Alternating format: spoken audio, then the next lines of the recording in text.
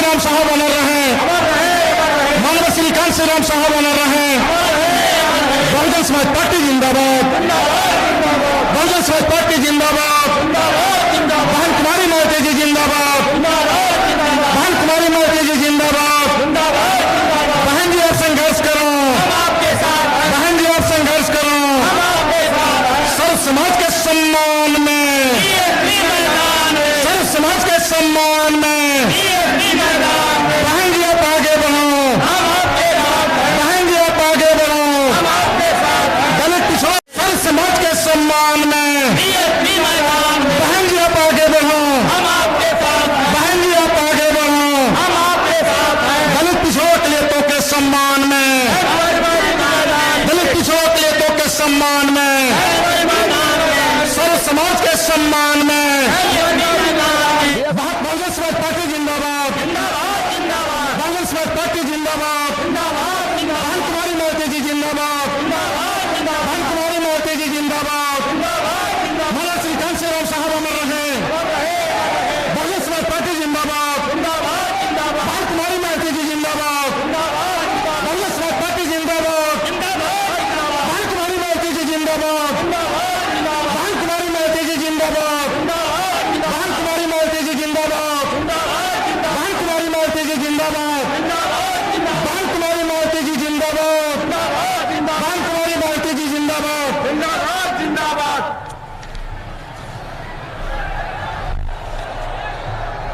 साथियों,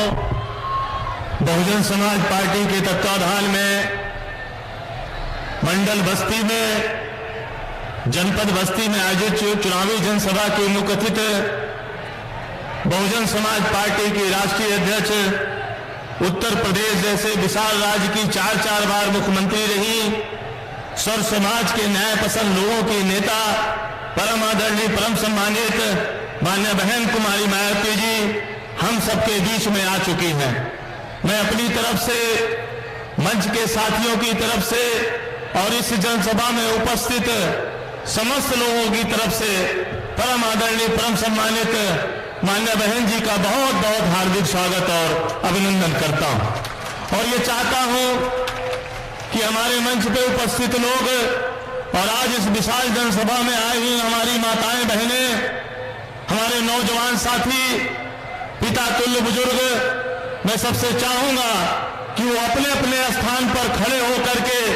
और दोनों हाथ उठा करके जोरदार ताली बजा करके माननीय बहन जी का स्वागत करने का काम करें।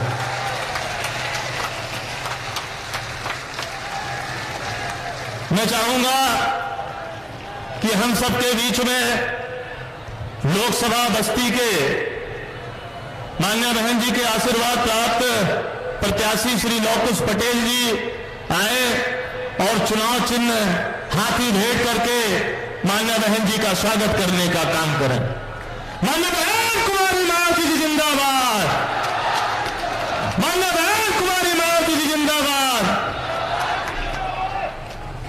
दूसरे हमारे प्रत्याशी भाई नदीम जी जो डुमरियागंज के प्रत्याशी हैं, आप माननीय बहन जी को तथागत गौतम बुद्ध की प्रतिमा भेंट करके स्वागत करने का काम करें।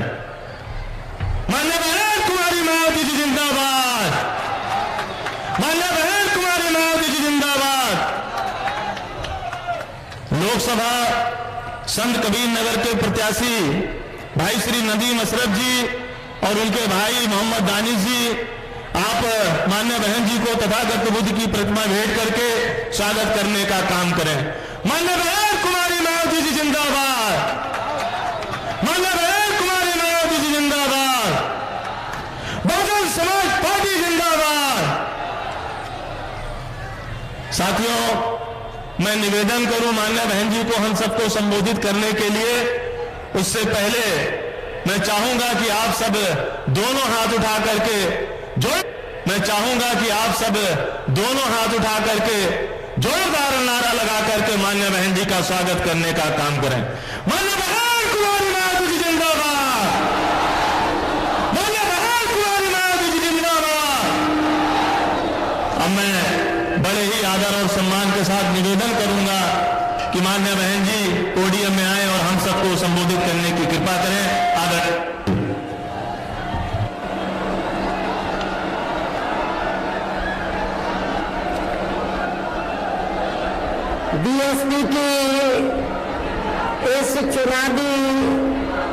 सभा में इकट्ठा हुए पार्टी के सभी छोटे बड़े पदाधिकारी एवं कार्यकर्तागण, आज आप लोग देश में व जहां आपके उत्तर प्रदेश स्टेट में भी लोकसभा के लिए हो रहे आम चुनाव में अपनी पार्टी के उम्मीदवारों के समर्थन में मुझे सुनने के लिए यहाँ इकट्ठा हुए हैं, तो उसके लिए मैं आप सभी लोगों का हार्दिक दिल से आभार प्रकट करती हूँ। वैसे आप लोगों को ये विदित है कि हमारी पार्टी कांग्रेस, बीजेपी व अन्य किसी भी विरोधी पार्टी तथा गठबंधन आदि के साथ मिलकर नहीं, बल्कि अकेले ही अपनी पार्टी के बलबूते पर पूरी तैयारी व दमदारी के साथ ये चुनाव लड़ रही है। इसके साथ ही हमने टिकट बंटवारे के मामले में भी सर्व समाज के लोगों को उचित भागीदारी दी है, जिनको कामयाब बनाने के लिए अपनी पार्टी के लोग पूरे जी जान से लगे हैं।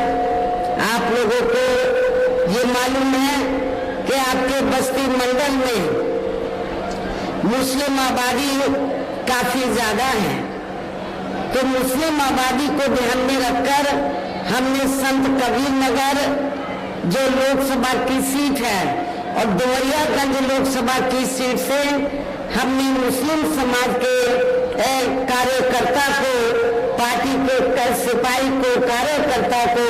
यहाँ से अपना प्रत्याशी बनाया है। और आपके इधर बस्ती लोकसभा की सीट में अति पिछड़े वर्ग का वोट काफी ज्यादा है, इसलिए हमने यहाँ कुर्मी समाज के अपने कार्यकर्ता को यहाँ अपना प्रत्याशी बनाया है। हालांकि आज यहाँ आपकी इकट्ठा हुई अपार भीड़ व भीड़ के जबरदस्त जोश को भी देखकर अब मुझे भी ये काफी हद तक भरोसा हो गया है कि पिछली बार की तरह इस बार भी आप लोग अपने प्रदेश से या लोकसभा आम चुनाव में अपनी पार्टी का बेहतर रिजल्ट जरूर लाएंगे। इसके लिए मैं आप लोगों का ध्यान कुछ जरूरी बातों की तरफ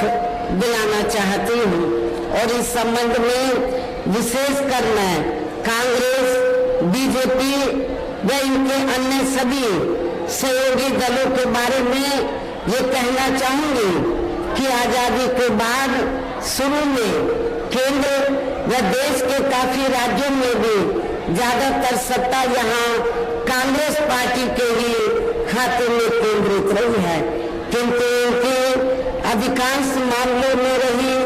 गलत नीतियों एवं गलत कार्य प्रणाली आदि की वजह से फिर इस पार्टी को केंद्र में काफी राज्यों की भी सत्ता से बाहर होना पड़ा है तथा यही स्थिति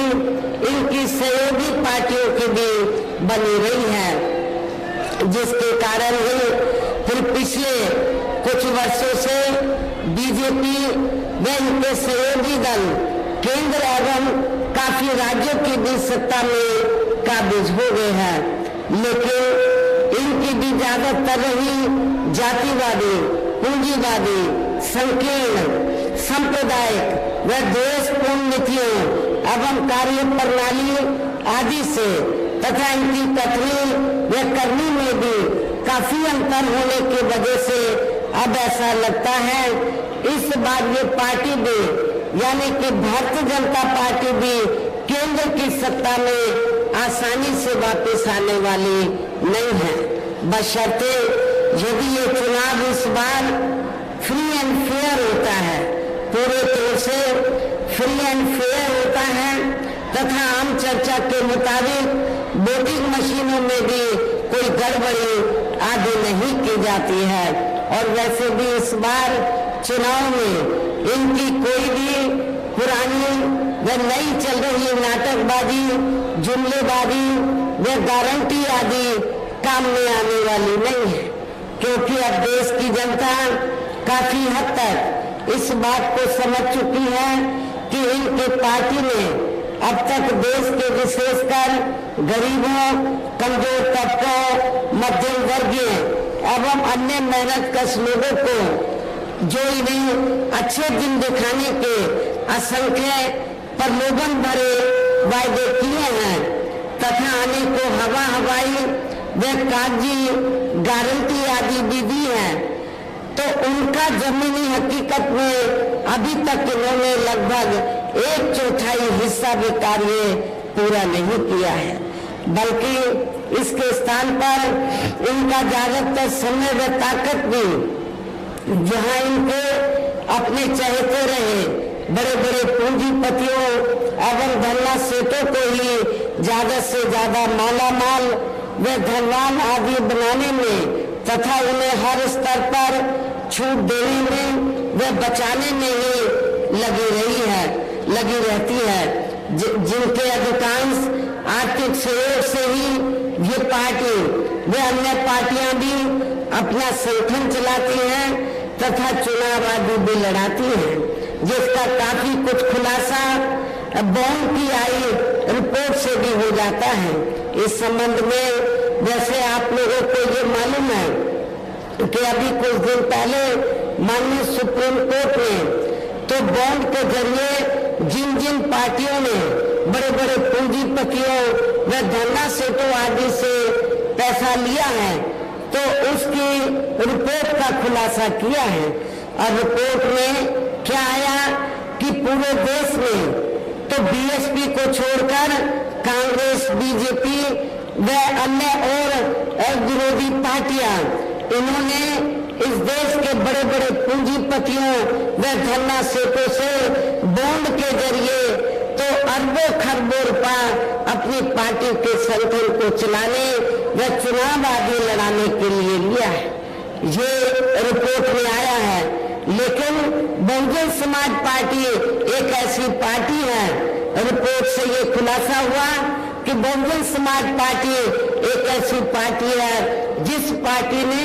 देश के किसी भी छोटे या बड़े पूंजीपति व धनना सेठ से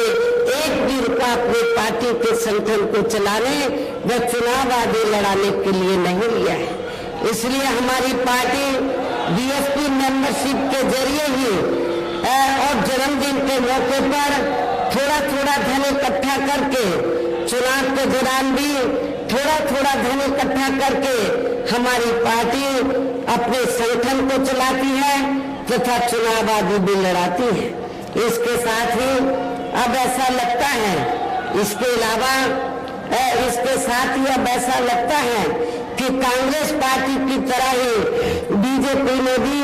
केंद्र की तमाम सरकारी जांच एजेंसियों का ज्यादातर राजनीतिकरण कर दिया है। आप लोगों को मालूम है जब केंद्र में कांग्रेस पावर में होती है तो वो सरकारी जांच एजेंसियों का दुरुपयोग करती है, राजनीतिकरण करती है, और जब बीजेपी पावर में आती है तो बीजेपी भी सरकारी जांच एजेंसियों का ज्यादातर दुरुपयोग करती है, राजनीतिकरण करती है। ये मैं समझती हूँ ठीक नहीं है। इसके अलावा देश के किसान वर्ग भी वर्तमान बीजेपी की सरकार में शुरू से ही अपनी विभिन्न समस्याओं को लेकर काफी ज्यादा दुखी व परेशान रहे हैं और अभी भी हैं,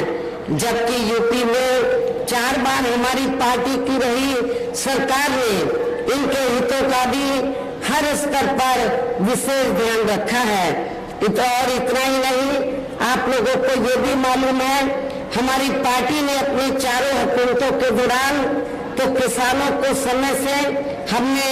खेती करने के लिए सस्ते साधन उपलब्ध कराए हैं और उनकी फसल का भी समय से हमने उचित दाम दिया है, जो अब आपको किसी भी पार्टी की सरकार में या मिलता हुआ नजर नहीं आ रहा है। इतना ही नहीं, बल्कि केंद्र में पूर्व की रही कांग्रेसी सरकार की तरह ही वर्तमान भाजपा सरकार में भी इनकी जातिवादी, हीन, सांप्रदायिक एवं पूंजीवादी सोच व नीतियों के चलते ही पूरे देश में सर्व समाज में से खासकर गरीबों, दलितों, आदिवासियों, पिछड़े वर्गों, मुस्लिम एवं अन्य धार्मिक अल्पसंख्यक समाज के लोगों का भी पूर्ण रूप से विकास व उत्थान आदि नहीं हो सका है। और इस संदर्भ में वैसे आप लोगों को ये मालूम है कि पूरे देश में यहाँ दलितों, आदिवासियों एवं अन्य पिछड़े वर्गों का सरकारी नौकरियों में वर्षों से अधूरा पड़ा आरक्षण का कोटा भी अभी तक पूरा नहीं भरा गया है। विशेषकर एससी व एसटी वर्गों के सरकारी कर्मचारियों का पदोन्नति में आरक्षण भी अब काफी हद तक प्रभावहीन बना दिया गया है। और आप लोगों को ये मालूम है जब समाजवादी पार्टी सत्ता में थी तो समाजवादी पार्टी ने इन वर्गों के कर्मचारियों का पदोन्नति में आरक्षण बिल्कुल ही समाप्त कर दिया था, खत्म कर दिया था। तो क्या आप लोग दलित और आदिवासी लोग क्या आप लोग ऐसी समाजवादी पार्टी को वोट देंगे? मैं समझती हूँ कि आप लोग बिल्कुल भी ऐसी पार्टी को माफ नहीं करेंगे, वोट नहीं देंगे। साथ ही केंद्र व राज्यों में भी विरोधी पार्टियों की रही सरकारों में इन सभी वर्गों को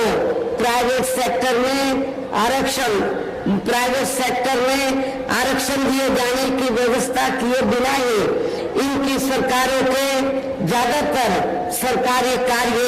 अब प्राइवेट सेक्टर के जरिए ही इनके बड़े बड़े पूंजीपतियों व धन्ना सेठों आदि को ही दिए जाने के कारण अब इनको पूरे देश में आरक्षण का बहुत कम ही लाभ मिल पा रहा है। इसी प्रकार इनका अन्याय और मामलों में भी शोषण में उत्पीड़न आदि होना अभी तक भी बंद नहीं हुआ है। इसके साथ साथ मुस्लिम व अन्य धार्मिक अल्पसंख्यक समाज के लोगों की भी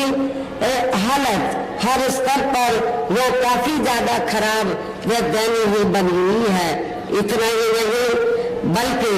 पिछले कुछ वर्षों से केंद्र में अधिकांश राज्यों में भी बीजेपी व आरएसएस की सरकारों के चलते हुए अब इनका विकास एवं उत्थान आदि होना भी काफी हद तक बलशाली हो गया है। आए दिन इन पर खासकर हिंदुत्व की आड़ में हो रही जुल्मजाती भी यह काफी ज्यादा चरम सीमा पर पहुंच चुकी है।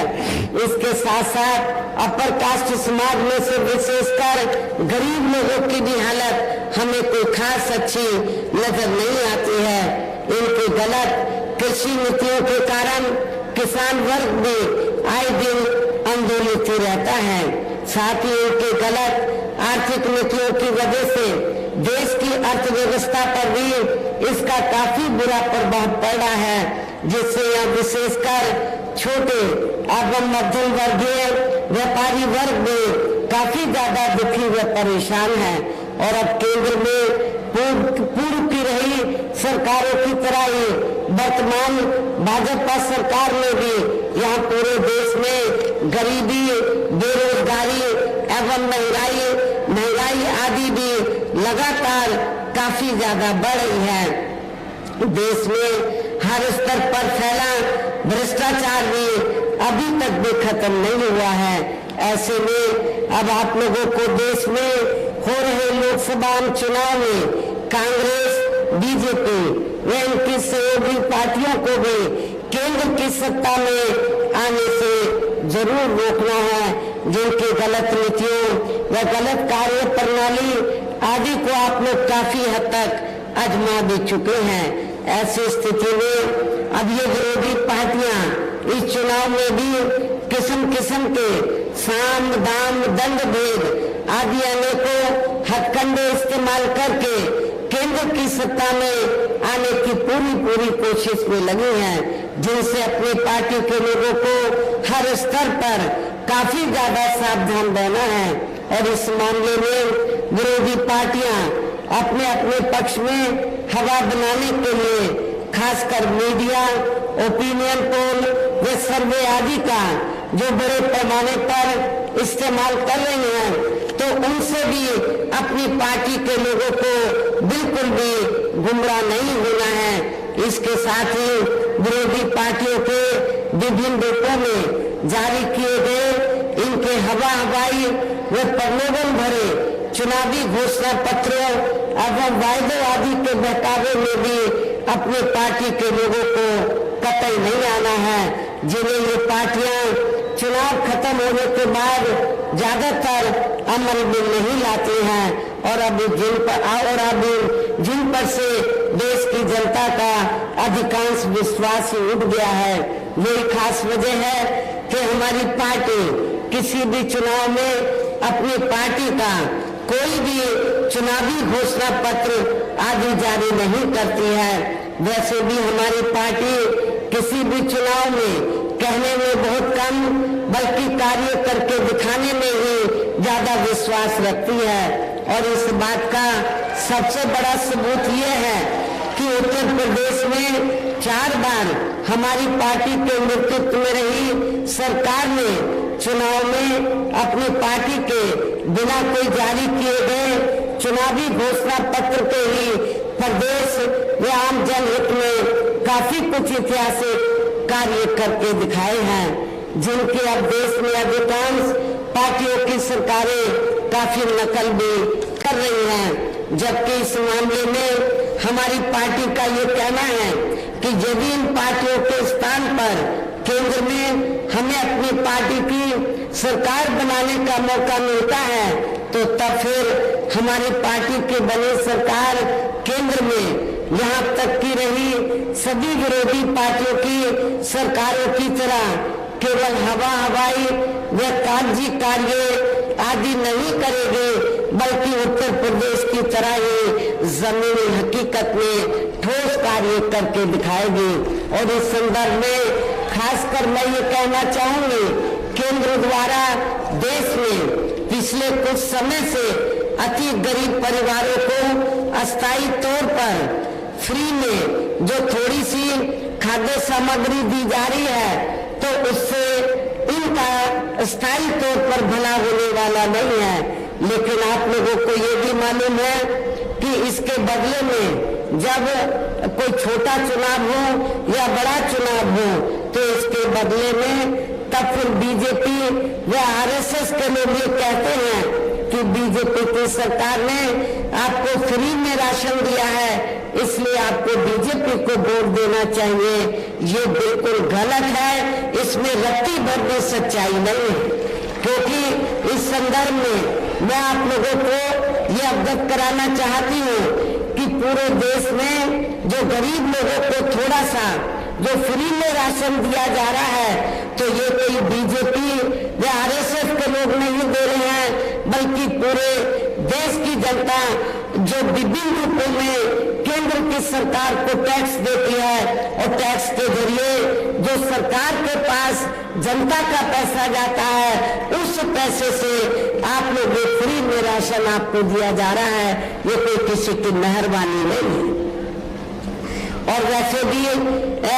आपकी ये जटिल समस्या, जो गरीब लोगों की ये जटिल समस्या है, देश में हर हाथ को काम देने से केवल दूर हो सकती है, जिसकी तरफ हमारी पार्टी की बनी सरकार विशेष ध्यान देगी। साथ ही देश में पिछले काफी वर्षों से आए दिन बढ़ रही गरीबी, बेरोजगारी व महंगाई आदि से भी जनता बहुत ज्यादा दुखी व परेशान है, जिसे भी आर्थिक नीतियों में तब्दीली करके जरूर दूर किया जाएगा। धर्म की भी आड़ में पिछले कुछ वर्षों से खासकर मुस्लिम समाज के लोगों का देश की भावना से जो इनका काफी ज्यादा शोषण व उत्पीड़न आदि किया जा रहा है, तो उसे भी जरूर रोका जाएगा। और ये सब हमने अपने यूपी की रही सरकार में काफी कुछ करके भी दिखाया है। इसके अलावा हमने यूपी में सर्व समाज में से गरीब एवं बेरोजगार लोगों को बेरोजगारी भत्ता आदि न देकर उन्हें बड़ी तादाद में रोटी रोजी के साधन भी उपलब्ध कराए हैं, जो अब ये कार्य भी अधिकांश ठंडे पड़े हैं, जिनको फिर केंद्र में बीएसपी की सरकार बनने पर प्राथमिकता दी जाएगी। कहने का तात्पर्य ये है, देश में समय हो रहे लोकसभा चुनाव में विरोधी पार्टियों के जारी किए गए उनके हवाई व प्रलोभन भरे चुनावी घोषणा पत्रों आदि के बहकावे में अब यह खासकर देश के अति गरीबों, मजदूरों, बेरोजगारों एवं अन्य मेहनत कश लोगों को बिल्कुल भी नहीं आना है और अभी ने ऐसी सभी विरोधी पार्टियों को हर हालत में केंद्र की सत्ता में आने से जरूर रोकना है, जिनके कथने व करने में काफी अंतर रहा है तथा जिन्हें ये लोग वर्षों से आजमा भी चुके हैं। ऐसे में अब मेरा यही कहना है कि आप लोगों को अपने खुद के व अपने प्रदेश क्षेत्र एवं देश के भी हित में अपने वोटों को या कांग्रेस, बीजेपी व अन्य विरोधी पार्टियों को न देकर केवल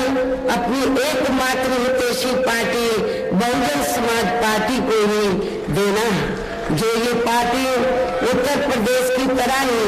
केंद्र में भी अपनी पार्टी की सरकार बनने पर फिर पूरे देश में यह अपनी पार्टी के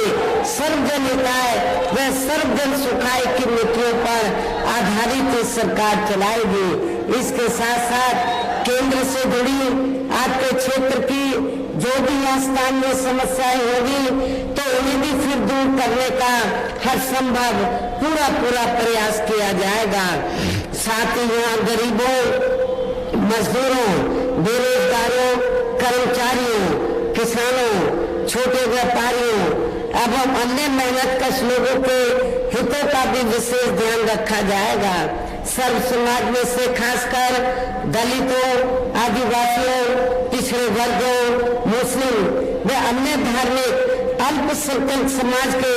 लोगों के विकास एवं उत्थान के साथ साथ हर स्तर पर उनकी सुरक्षा आदि के लिए भी जरूरी कदम उठाए जाएंगे और तभी फिर यह वास्तव में अपने देश के महान संतों, गुरुओं व महापुरुषों ने भी विशेषकर महात्मा ज्योतिबा फुले,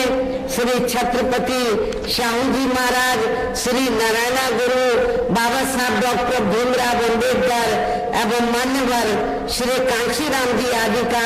अधूरा रहा सपना जरूर साकार हो सकता है, जिनको यूपी में हमारी पार्टी पूरी सरकार द्वारा हर स्तर पर पूरा आदर सम्मान दिया गया है। इन्हीं खास बातों के साथ ही अब मेरा देश व आपके स्टेट के भी हित में, आपके क्षेत्र के भी हित में ये कहना है कि हमारी पार्टी ने यहाँ जिनको भी आपके बस्ती मंडल में यहाँ जिनको भी लोकसभा के लिए चुनाव के मैदान में उतारा है, जो आपके सामने मंच पर भी मौजूद हैं, तो उन्हें आपको जरूर कामयाब बनाना है, जिसके लिए यह पार्टी के सभी स्तर के छोटे बड़े पदाधिकारी अब वो कार्यकर्तागण पूरे जी जान से लगे हैं। जिसके लिए हमारी पार्टी के सभी स्तर के छोटे बड़े कार्यकर्ता व पदाधिकारीगण पूरे दिल जान से लगे हैं। और अब मैं अंत में मेरा यही कहना है कि आप लोगों को वोट पड़ने वाले दिन यहाँ बीएसपी के अपने सभी लोकसभा उम्मीदवारों को अर्थात बस्ती लोकसभा की सीट से हमने सभी श्री लवकुश पटेल को, आपके नौजवान साथी को चुनाव के मैदान में उतारा है। डुमरियागंज लोकसभा की सीट से हमने मोहम्मद नदीम मिर्जा को हमने टिकट दिया है। संत कबीर नगर लोकसभा की सीट से हमने सैयद नदीम अशरफ को चुनाव के मैदान में उतारा है। मेरी आप लोगों से यही कहना है कि आप लोगों को बहुजन समाज पार्टी के इन तीनों प्रत्याशियों को बीएसपी का जो चुनाव चिन्ह हाथी है, हाथी चुनाव चिन्ह के सामने वाले बटन को दबाकर इनको भारी वोटों के अंतर से जरूर कामयाब बनाना है, जिताना है